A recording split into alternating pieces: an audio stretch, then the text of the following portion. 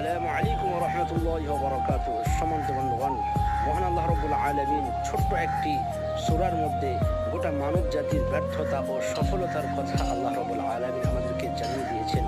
আল্লাহ রাব্বুল আলামিন সূরা আসরের মধ্যে বলছেন, ওয়াল আসর ইন্নাল ইনসানা লাফি খুসর ইল্লাল্লাযীনা আমানু ওয়া আমিলুস সালিহাতি ওয়া তাওয়াসাউ বিল হাক্কি ওয়া তাওয়াসাউ বিস সাবর।